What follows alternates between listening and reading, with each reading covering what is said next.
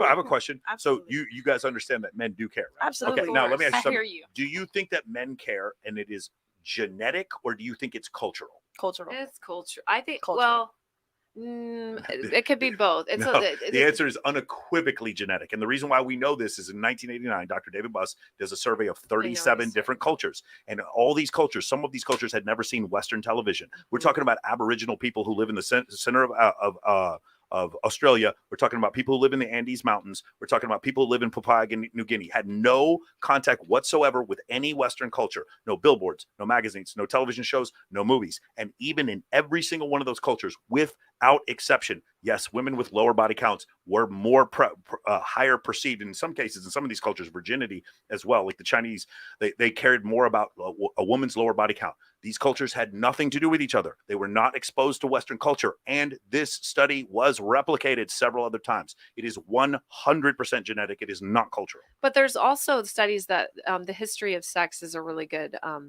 book.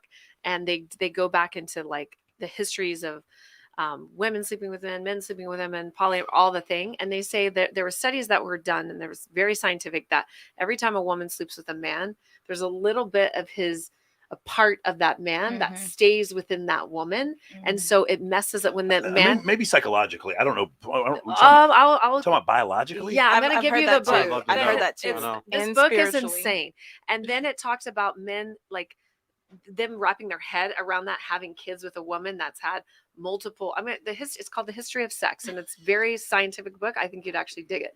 So I do think it is cultural or genetic as well, but this is a real thing. However, I want to argue with everyone and what they're saying, that yes, body count does matter, which is why I would never reveal, because one is too many. Same as you, I'm in a very different industry. I think you're at one though, right? Because you're a kid. I'm so at one. We're at one. There okay, we go. Shiva, God. But the other thing is, I do believe, and I've seen this happen multiple times, that if a man really loves you, he will overlook your body count and your past. That's what I was about to say. No, I agree. Hoes get wiped up every day. Agree. I know some of them. But here's the problem: the guys who are doing that, they are not as high status. I know you think they are just because they might be rappers. What they're called blue pill betas. These guys, maybe they're professional athletes, whatever, marrying a porn star. The problem is shout out Russell Wilson. Yeah, shout out Russell. Oh, that's fucked up. That is fucked up. But like, what's it, Mikey, the guy from Impulsive who got with Lana Rhoades. Like there was just a nightmare waiting to happen after that whole situation. And I'm sure she'll take no blame for it. But the reality of this situation is, you can find those guys, and I know several. I have several clients. I have one of my clients who was married to one of the biggest porn stars in the world, and then I know who you're talking about. The end was a disaster. The end was a complete disaster. The problem is, while some guys may not care, and you're correct, there will be men who will wife you up. The issue in these situations is, if you guys were to meet some of these guys, you'd be like, I'm not really attracted to them. There's something off. There's something wrong with Russell Wilson. I'm just going to be the one who says Simps. Yeah.